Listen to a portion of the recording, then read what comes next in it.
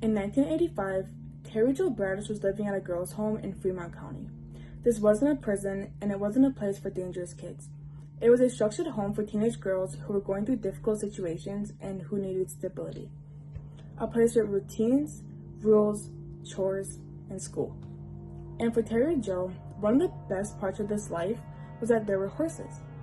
She loved caring for them. Feeding them every evening was one of her favorite responsibilities. It gave her purpose, it gave her peace, and from everything people said, she was a bright, outdoorsy young girl who loved animals. She was only 13 years old, and on the night of September 7th, 1985, everything changed. Sometime around 8:30 p.m., Teri Jo received a phone call. After it ended, she told people in the girls' home that it had been her father, Teri Jo Bradish. According to Teri Jo, he said that he might be coming to visit her soon, and at the time, nobody panicked. I mean, why would they? It was a parent calling their kid, telling them that they were going to come see him soon, and it doesn't automatically raise red flags. But years later, that phone call would become one of the most chilling details in this case. Because when investigators eventually spoke to Teri Jo Bradish, he denied it. He claimed that he had not called Teri Jo that night. In fact, he said that he hadn't spoken to her in months. And in 1985, investigators had a huge problem. Phone chasing technology was limited. If the call came from a payphone, which detectives later believed that it did, it would have been nearly impossible to track. So at the time, that call just became another mystery. But it wasn't just a phone call. It was a setup. That same evening, Teri Jo went outside to feed the horses. It was a normal chore, a simple routine, one that she had done many times before. But as the night went on, staff started to realize something was wrong. Teri Jo was not coming back. At first, there was confusion. Did she wander off? Did she leave with someone that she knew? Or did she run away? Police started to interview everyone. Staff, other girls at the home, anyone who might have seen or heard something, but there were almost no clues, no clear suspect, no obvious witnesses, and no answers. And as the hours turned into days, the fear only grew. Then about a week later, the case took a devastating turn. About a week after she vanished, Teri Jo's body was found near a highway outside of Hudson, Wyoming. She had been murdered. Investigators determined that Teri Jo had been the victim of a violent attack. The evidence suggested something even more heartbreaking. Teri Jo, she had fought back. There were signs of a struggle, signs that this 13-year-old girl had tried to defend herself. For detectives, this was horrifying. But it also meant one thing. There was a chance that the killer had left evidence behind. Investigators, they collected everything that they could. Every possible clue, every possible biological sample, anything that might one day identify the person responsible. But in 1985, the science simply was not there yet. They had evidence, but they didn't have the technology to unlock it. Months that followed, detectives chased down every lead that they could. They interviewed witnesses, reviewed records, looked into anyone who may have had contact with Teri Jo. But the investigation stalled, and eventually, it went cold. No suspect, no DNA match, no arrest, and no justice. For more than 20 years, whoever killed Teri Jo remained free, living life, walking around, knowing what they had done.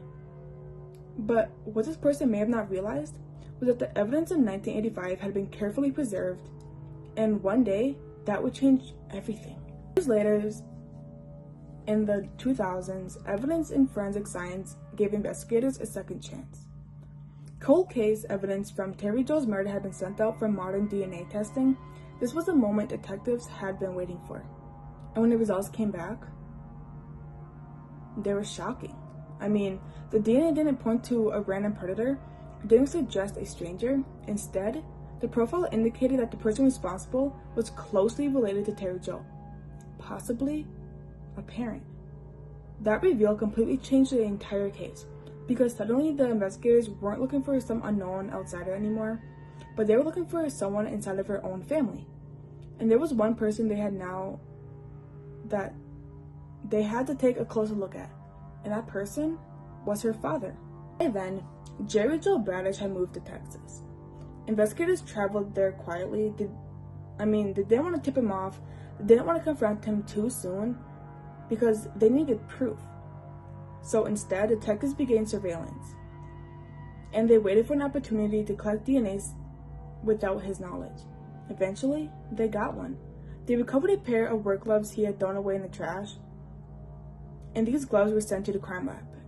And when the results came back, they confirmed the nightmare.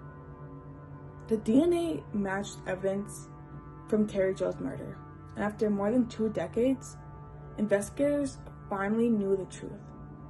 Teri Jo's killer had allegedly been her own father all this time. According to investigators, Teri Jo Bradish used a payphone to call Teri Jo that night.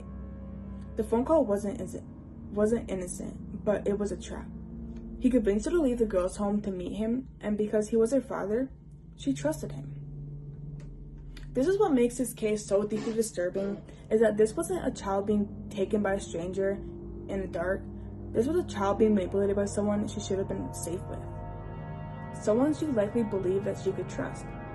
Investigators say that he picked her up and drove her away from the property, and at some point during the encounter, he gave her wine and then sexually assaulted her. And ultimately, he killed her. Afterward, her body was left near a highway, an apparent attempt to make this crime look random, like some unknown monster had attacked her. But in reality, this monster was much closer to home. As investigators looked deeper into Teri Jo Bradish's past, the picture became even darker. His ex-wife later told investigators that he had a history of inappropriately touching Teri Jo. She described him as touching her in ways that made people uncomfortable, but then brushed it off as if it was some joke. She also said that he had an explosive temper, and that he had physically abused Teri Jo in the past. Then came another deeply disturbing detail. Just 7 months before the murder, Bradish had taken out a $10,000 life insurance policy on his daughter. Prosecutors believe that the money may have played a role in this motive, so this wasn't just betrayal. It may have been predatory, calculated, and according to investigators, financially motivated. In 2008, after years of unanswered questions, Teri Jo Bradish was arrested and extracted to Wyoming. Faced with the DNA evidence, he eventually just pleaded guilty. He was sentenced to life in prison along with additional years for related charges. After more than 20 years, the case was finally solved. Justice came late, far too late, but it came. This case is disturbing for a lot of reasons. What makes this especially haunting is this. The person responsible was not a stranger, but in fact it was someone that Teri Jo should have been able to trust. Someone who used that trust against her. Cases like this remind us that some of the most terrifying crimes aren't committed by the unknown predators hiding in the shadows, but they come from inside of the family. And it comes from someone that everyone assumes is supposed to protect you. But this case is also a powerful reminder of something else. Cold cases are not always dead cases. Because even when detectives run the leads, even when years pass, even when the truth feels buried, evidence can still speak. And in Teri Jo's case, it did.